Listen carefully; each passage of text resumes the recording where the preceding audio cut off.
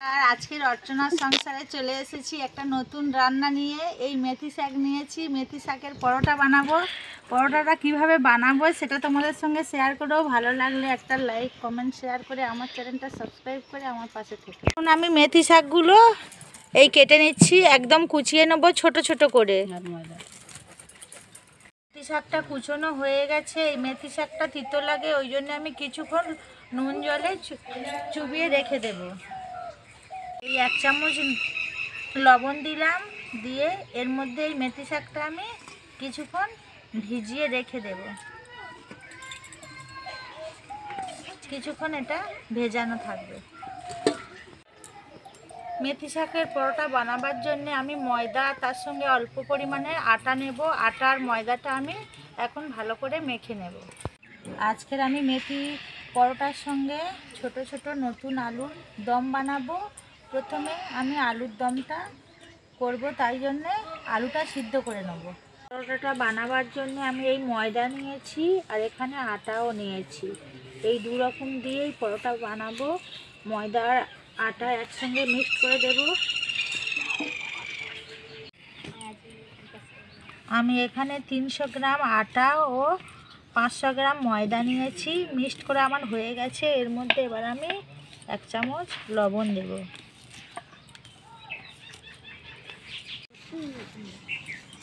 এর মধ্যে এবার তেল দিয়ে দিচ্ছি।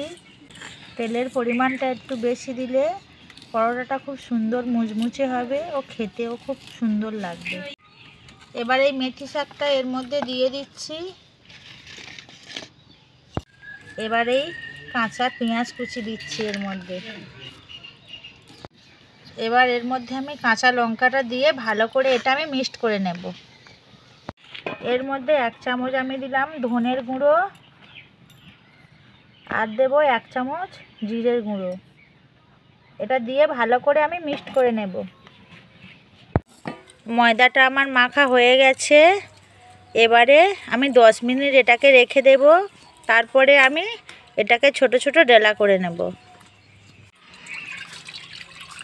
কড়ার মধ্যে আমি জল দিয়ে দিচ্ছি নতুন আলুটা হাফ সিদ্ধ করার জন্য। জ্বালিয়ে নিয়েছি আলুটা সিদ্ধ করার জন্য।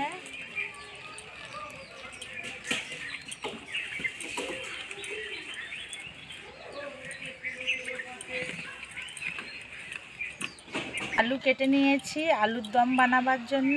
আলুগুলো আমি এবারে সিদ্ধ করে নেব। হয়ে গেছে, নামিয়ে নিয়েছি। আলুর তরকারিটা এখন বসিয়ে দেব। কড়ার মধ্যে তেল দিয়েছি, দিয়ে পেঁয়াজ কুচি দিয়ে দিয়েছি। এই পেঁয়াজ কুচিটা লাল লাল হয়ে এসেছে। এর মধ্যে এবার আমি টমেটো কুচি দিয়ে দেব। এর মধ্যে আমি 1 চামচ লবণ দিলাম, 1 চামচ হলুদের গুঁড়ো দিলাম, দিয়ে ভালো করে মশলাটা আমি কষিয়ে নেব। 1 চামচ আমি দেব ধনের গুঁড়ো, 1 চামচ দেব জিরের গুঁড়ো,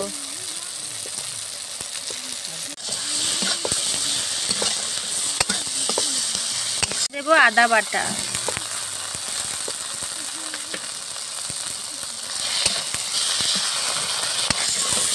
এবার এর মধ্যে আমি অল্প করে জল দেব, দিয়ে মশলাটা ভালো করে কষিয়ে নেব। নিয়ে তারপরে আমার সিদ্ধ করা আলুগুলো এর মধ্যে আমি দিয়ে দেব। এবার আমার এই মশলা থেকে তেল ছাড়ছে। এর মধ্যে আমি অল্প করে লঙ্কার গুঁড়ো দিয়ে দেব। সিদ্ধটা আমি দিয়ে ভালো করে কষিয়ে নেব। তরকারিটা কষানো হয়ে গেছে। এর মধ্যে এবার আমি জল দিয়ে দেব।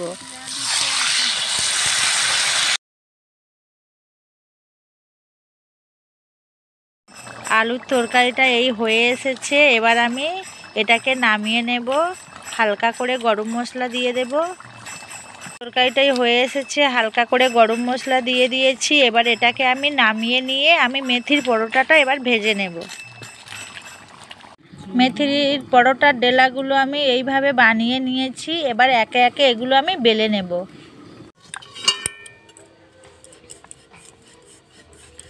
আমি মেথির পরোটাটা এইভাবে বেলে নেব।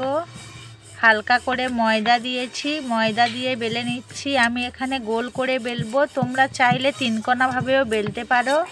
আমি একই রকমভাবে সবগুলো মেথির পরোটা বেলে নেব। আমি উনানেই কড়া বসিয়ে দিয়েছি। এবার পরোটাগুলো একে একে ভেজে নেব। কড়ার মধ্যেই আমি তেল দিয়ে দিয়েছি। তেল গরম হয়ে গেছে, এবারে আমি তেলের মধ্যে পরোটাটা দিয়ে দিচ্ছি। একটু বেশি করে তেল দিয়ে ভাজতে হবে, ভাজলে খুব সুন্দর মুচমুচেও হবে। আর জালটা দিতে হবে খুব আস্তে আস্তে।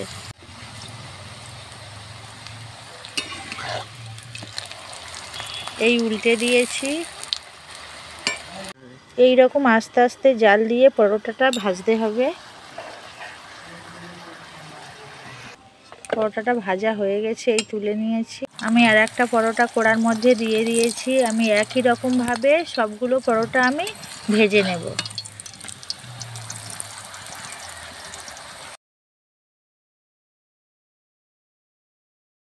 এখানে আমার মেথির পরোটা আলুর তরকারি হয়ে গেছে। মেথির পরোটাটা কত সুন্দর হয়েছে দেখো। আলুর তরকারিটাও আমি এই এক হটপট মেথির পরোটা বানিয়েছি। খেতে খুব সুন্দর হয়েছে। আমার এই মেথির পরোটাটা ভালো লাগলে তাহলে কিন্তু আমাকে কমেন্ট করে জানিও। দেখো একদম পুরো এক হটপট মেথির পরোটা বানিয়েছি, আর খেতেও খুব সুন্দর হয়েছে। মেথির পরোটাটা খুব সুন্দর খেতে লেগেছে, আর মেথি এত সুন্দর সেন্ট হয়েছে। তোমরা কিন্তু বানিয়ে খেও।